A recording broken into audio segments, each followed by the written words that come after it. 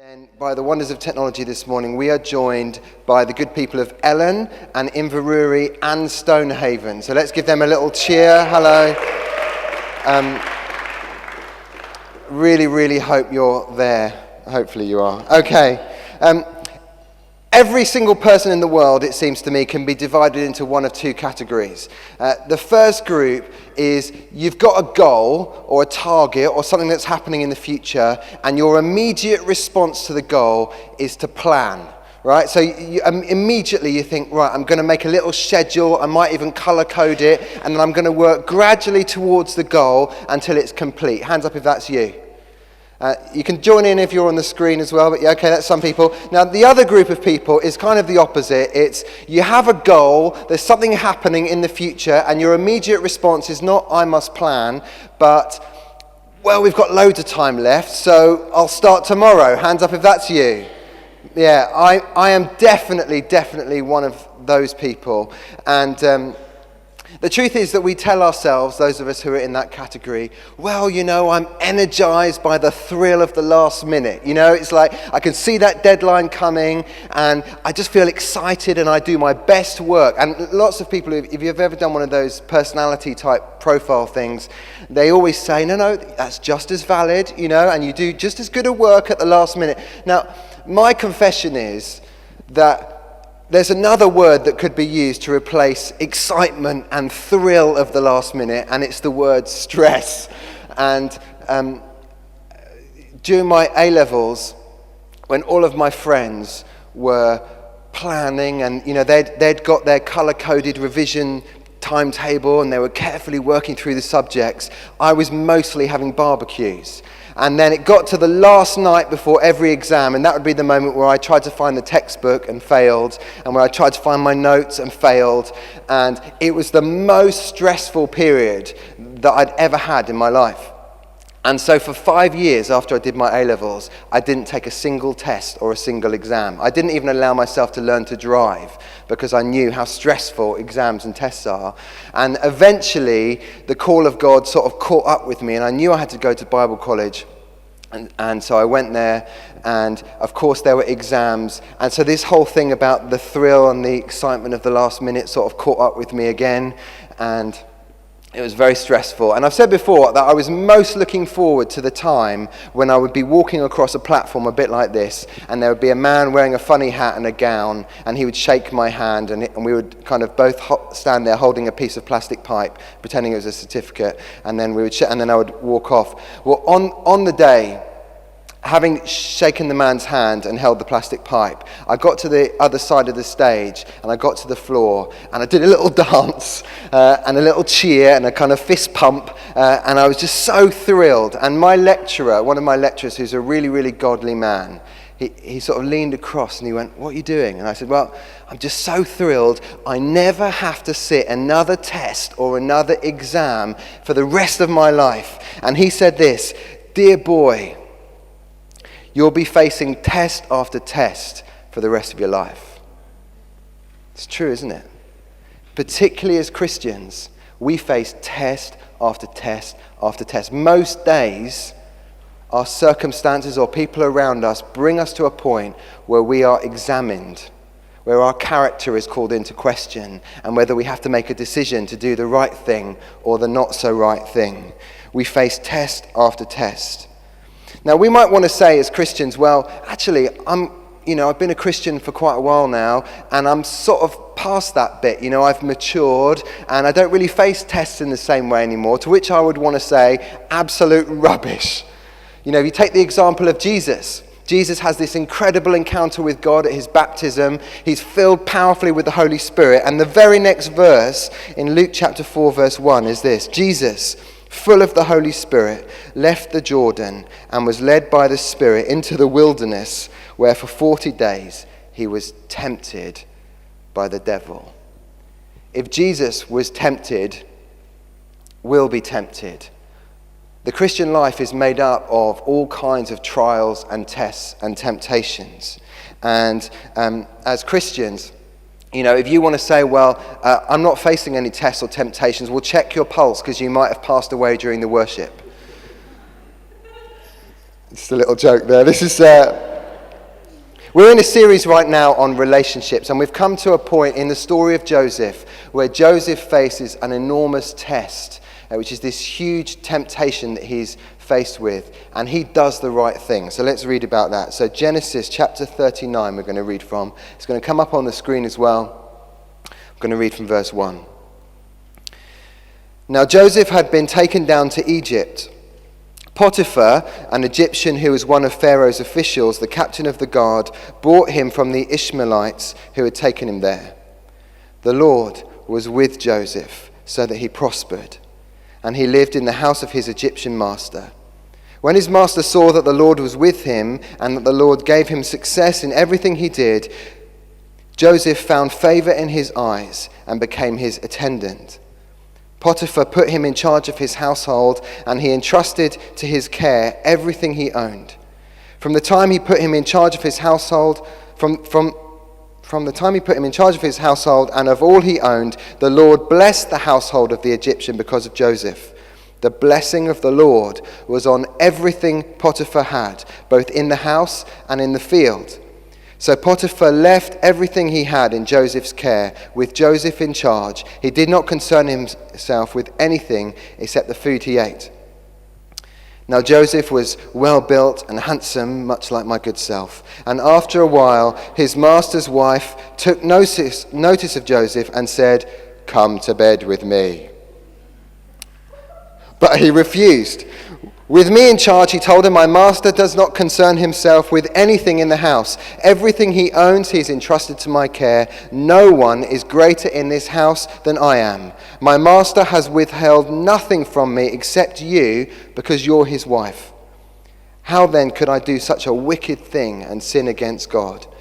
And though she spoke to Joseph day after day, he refused to go to bed with her or even be with her.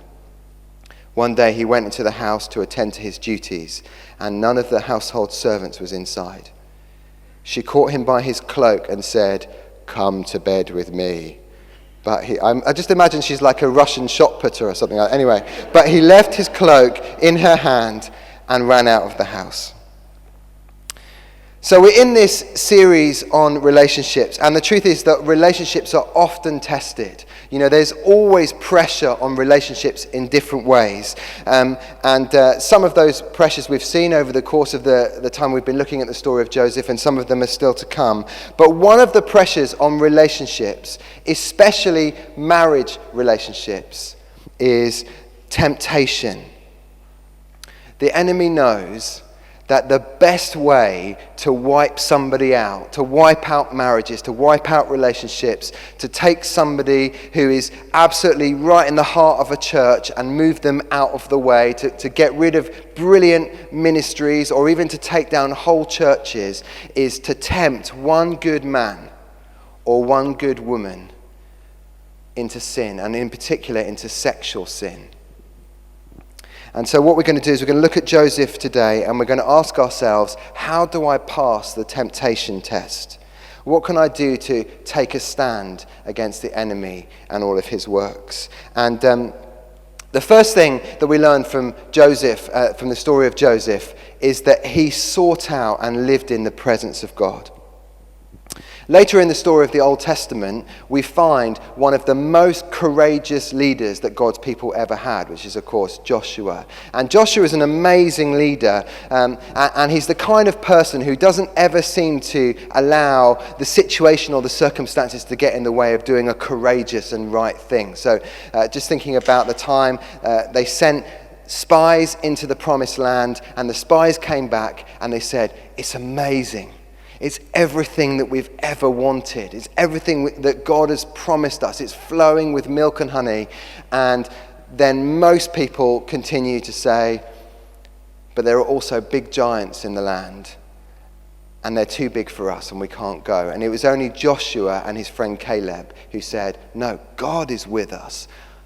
Doesn't matter how big the giants are, we can certainly do this." He's also the guy who led God's people to the edge of the River Jordan, and then he had to lead people to step into the Jordan even when there was still water there, you know, trusting and having faith that God would stop the waters. And that's exactly what happened. He's also the guy who led God's people to then begin to conquer the promised land and push back the Canaanites. Amazing, amazing courage. And we need courage like that. You know, not just for the big moments, not just for public moments, but we need courage, especially for the hidden moments.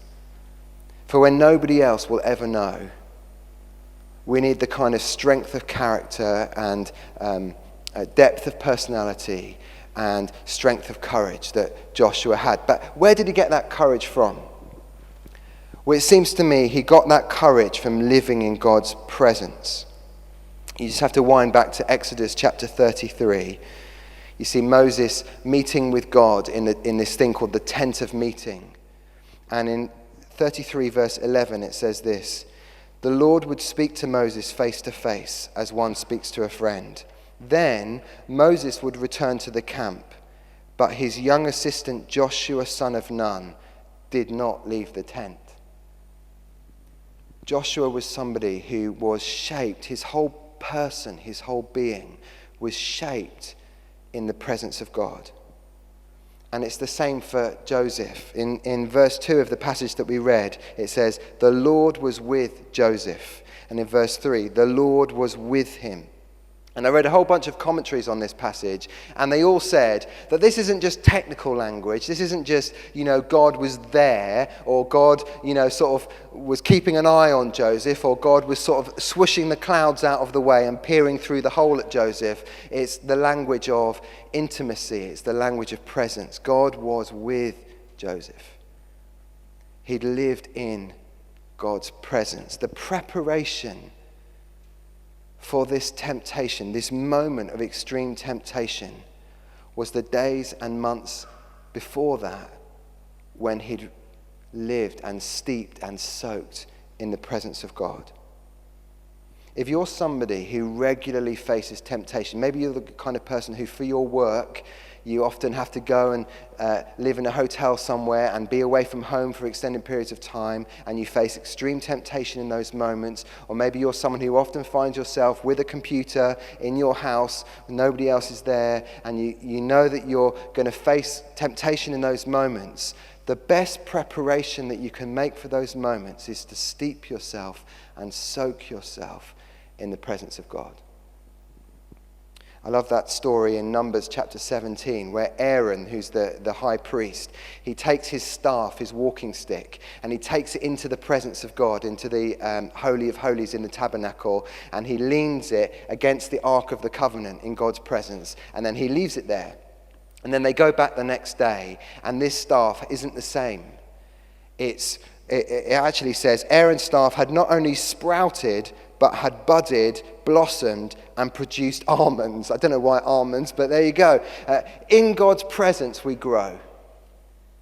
In God's presence, God changes us. He shapes us. And our Christian walk becomes richer, and we bear more fruit. So that's the first thing. The best preparation that we can make is to seek out and soak in the presence of God. Secondly, fill the room with people. We're specifically told in verse 11 that there was nobody there, right? So I think that probably would have been a very unusual thing to happen. But in that moment, there's Potiphar's wife and there's Joseph and nobody else. All of the other servants are elsewhere. And isn't that so often when we're tempted the most and when we're most vulnerable, when there's nobody else there? It's like no one will ever know.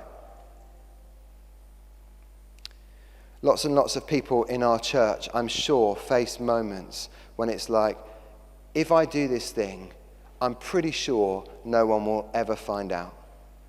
I was speaking to a friend of mine last week, and he was telling me that one time he'd been away on business and he was in Russia. And when he was in Russia, he was staying in a really upmarket hotel. But even in this upmarket hotel, people would come along at night time, several times often, and knock on his door. And it would be prostitutes. And just knock on the door.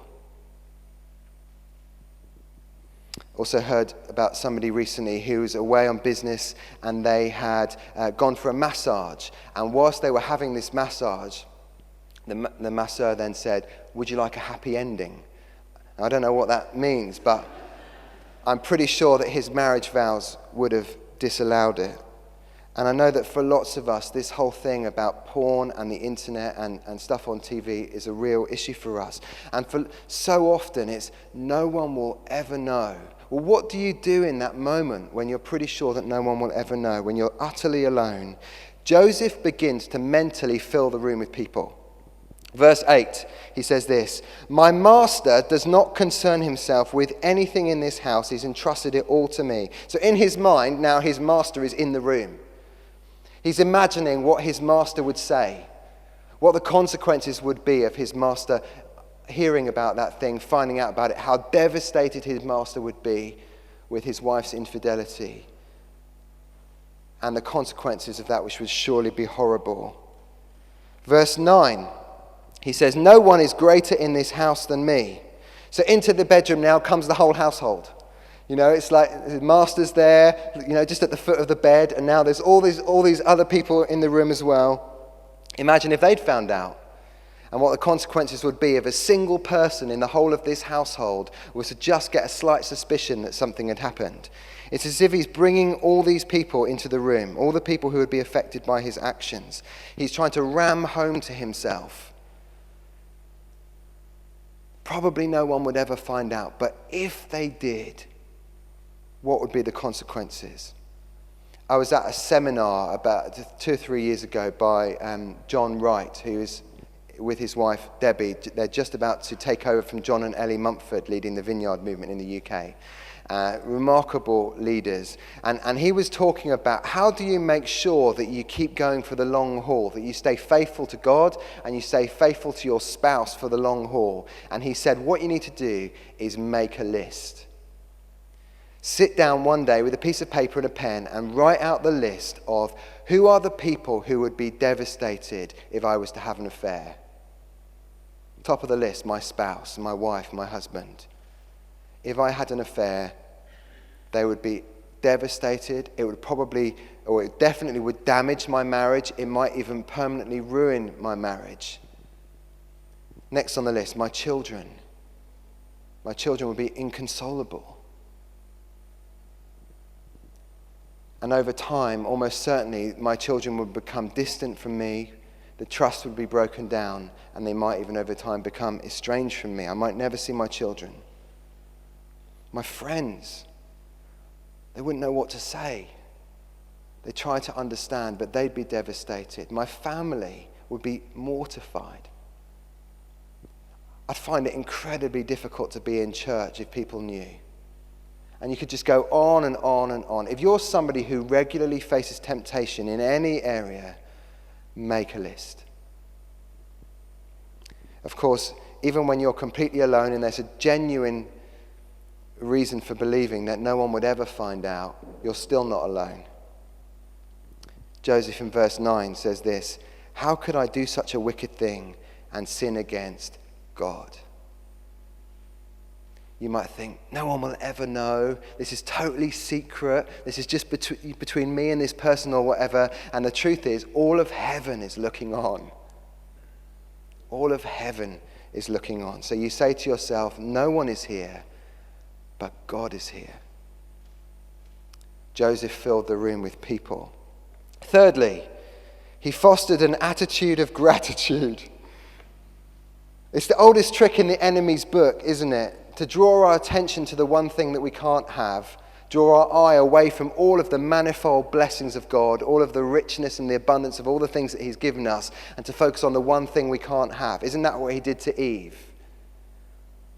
You know, there was Eve and her husband. They were in the garden, and it was beautiful. It was amazing. It was surrounded by rivers and beautiful streams, and God had put into the garden, you know, loads of different kinds of trees and plants, and the Bible says some of them were just beautiful to look at, and some of them were brilliant for food, and it was just absolutely fantastic. And she had a husband who loved her, and they knew no shame, and it was just such a beautiful thing, and yet the enemy comes along along in chapter 3, and he says, are you absolutely sure you can't have that one tree that God said you can't have?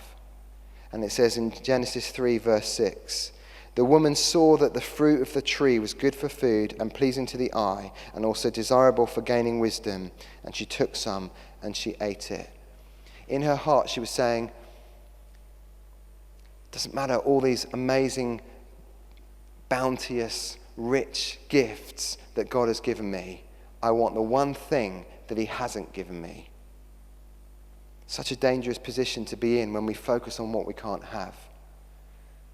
I heard of a woman recently who said, well, I've given and given and given to my kids and to my husband for 25 years, and now it's me time. She said, I deserve to be happy, and I'm going to go and do whatever I want to do now. And she walked out on her husband and her kids, and she moved in with the next door neighbor. What she should have said is, God, thank you so much for giving me a husband. Thank you so much for my gorgeous children. Thank you for my home. Thank you for my church. Thank you for my friends. Thank you for my family. What she should have done is focus on all the things that she had, but instead she chose to focus on the one thing that she couldn't have. Joseph counts his blessings. He says this in verse 8, everything my master owns he's entrusted to my care. No one is greater in this house than I am. My master has withheld nothing from me except you, because you're his wife. He says, look at everything I've got. Mike and Emma Waldridge are part of the church leadership team, and they have an amazing ministry supporting marriage and family life across the church and beyond. And they have this brilliant saying, which I absolutely love. I don't know whether they nicked it from someone, but it's this. The grass isn't greener on the other side of the fence. The grass is greener where you water it. I love that. We should not, as Christians, spend our lives resting our chin on the fence and looking at all the things that we don't have, but instead enjoying and celebrating everything that God has given us. Foster an attitude of gratitude. Next one, steer clear of hazards. Ironically, one of the reasons why Taryn and I decided to live in Aberdeen and not somewhere else in Scotland was because we looked up the annual rainfall and we decided that Aberdeen was a dry place to live. Less so the last couple of weeks, but there you go. And I was reading in the newspaper the other day, and I don't know the extent of it, but supposedly in Bridge of Don this week, there was a part of a road which collapsed, and this huge hole opened up in the middle of the road. Now, presumably, the next day or the day after, when the flood waters had subsided and the dove had taken the olive branch or whatever, once the water had gone down, presumably they'd put some cones or some, red and white tape or something around this hazard in the middle of the road. But wouldn't it be so weird if, let's say I had to drive along that road every day, wouldn't it be so weird if I was just driving along, I could see this hazard, this big hole in the middle of the road, and I was thinking to myself, when I see that hazard, probably if I drove into that hazard, probably the car would get stuck and then damaged, and then I'd have to call out somebody to winch me out, and then the insurance company would have to be involved, and then my premiums would go up, and my wife would laugh at me, and wouldn't it be so weird if, being aware of that hazard and everything that it represented, I just carried on just driving into the hole? Next day, driving along, oh look, there's that hazard again, into the hole. It'd be so weird, wouldn't it? And yet the truth is that so often we see the hazard and we change nothing. We can see where temptation is coming down the track and we don't steer clear, we just keep going. Potiphar's wife says, "Come to bed with me." And I don't think it's sleeping that she has in her mind. And Joseph steers completely clear. Verse 10. Though she spoke to Joseph day after day, he refused to go to bed with her or even to be with her. Do you see? It's like he's a slave His freedom is severely restricted because he's a slave, and yet he does everything within his power to not find himself alone with Potiphar's wife. He steers clear of the hazard as much as possible. D.A. Carson is one of the world's most respected theologians, and I heard him speaking about I think it was his ethics lecturer when he was at theological college as an undergraduate, and supposedly this guy was really dull. And he spoke in a totally monotone voice. And often he would start his lectures by saying, "Okay, everyone, I've got 16 points for you today." And everyone's like, "Oh no, this is dreadful." But he says there's one lecture that he'll always be thankful for. There were 12 points, and they all finished up in the same way. And essentially the run of the thing was, if you're a man and you're a pastor, and you're in your study, and a woman comes in, and she's terribly distressed, stay behind the desk. And supposedly every one of these 12 points was stay behind the desk. I wonder what that is for you. What does it mean for you in your context with the temptations that you face to stay behind the desk?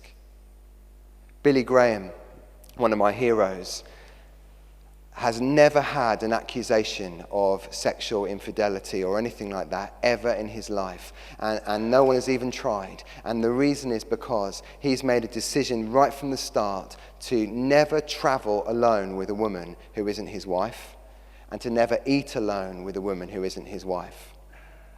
I love that.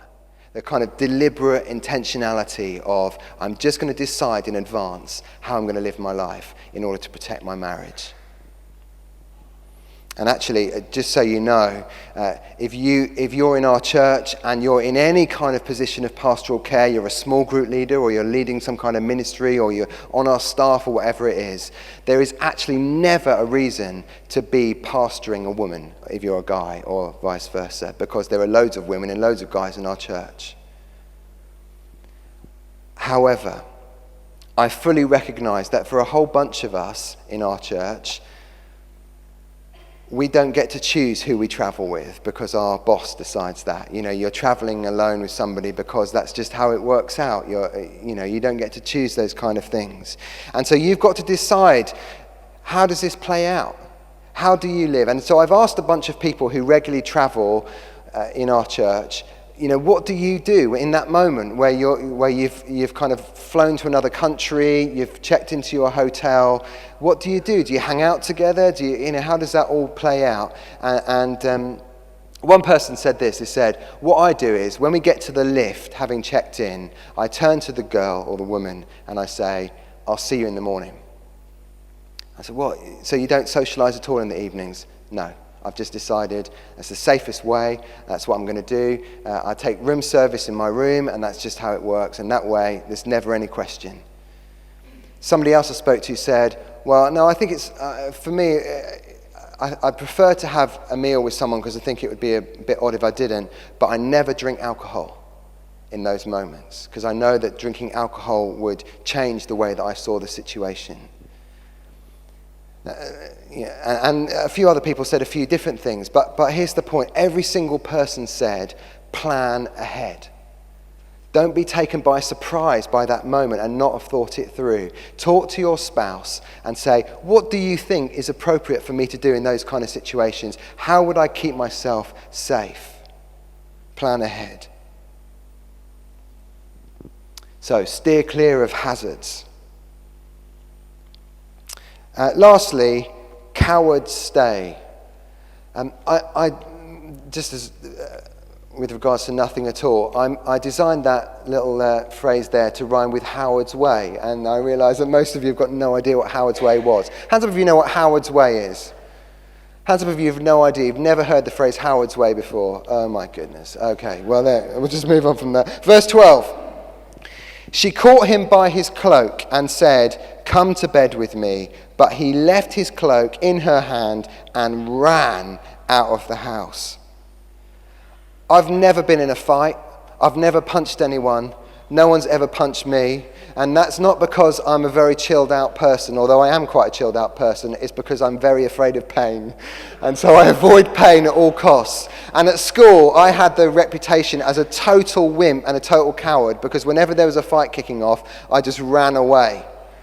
In fact, there was one time where we were in the middle of town, me and my mate, we'd been shopping, and we were walking down this little alleyway next to McDonald's. And suddenly these lads came up to us and they started pushing my friend around and asking him for a smoke, even though he didn't smoke. They pushed him around, and later on, my friend came into McDonald's and he was holding the pieces of his broken nose in his hand, and there was blood pouring everywhere. And he was like, "What happened to you?" And I was like, "Don't know, I just kept walking." So I know that story doesn't paint me in a terribly good light. I fully understand that. In most circumstances, cowards run away and the courageous stand up and do something about it. But when it comes to temptation, it's the other way around. The courageous run and cowards stay and see it through. It's never too late to run away. Even if you've got yourself into a situation that you know you shouldn't have got yourself in, it's never too late to run away. It's always the right time to do the right thing. Let me just finish with this. My family and I have just been away on holiday, and what we used to do is we used to drive all the way down to, halfway down France, or sometimes even further. The last year or two, we've taken to flying instead, which is a total revelation to us and absolutely brilliant. But our kids, because we've driven for so long, the whole flying thing is like an adventure to them. It's just so new. And this summer, we got to the airport. It was really grim, dark clouds, cold, raining, miserable, just really horrible. And so we took off, and then we kind of climbed in altitude. We came through the clouds, and then up above the clouds, it was glorious sunshine. And my kids were like, "This is amazing. This is like incredible. It's so horrible down there." They were saying what they should do is they should get the weather forecaster to say, "Here's what it's like on the ground, and then here's what it's like at like 30,000 feet or something like that." And I was trying to explain to them, no, at 30,000 feet, it's always like this. The sun is always shining up here.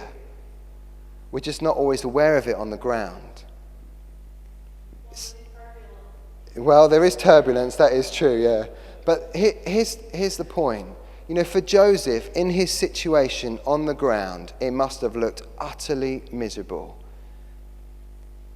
Having previously had a life of absolute luxury where he wanted for nothing, he's estranged from his family, he's sold into slavery. And in fact, in Psalm 105, it says, "Joseph, sold as a slave, they bruised his feet with shackles, his neck was put in irons."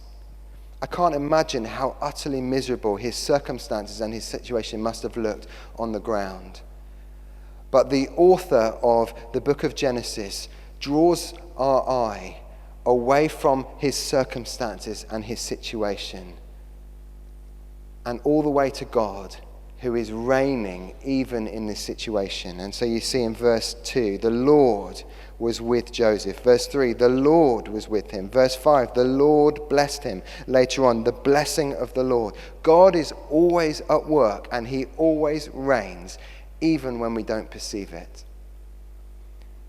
And I don't know, there may be a bunch of people here today, or maybe you're in Inverurie or Stonehaven or Ellen, and on the ground where you are, it's really grim. What this passage teaches us is that God is with us in the mess. And we would love to pray for you if it doesn't feel like that right now. That God would come and meet you, and that he would make himself known to you even in the mess. Let's stand, shall we?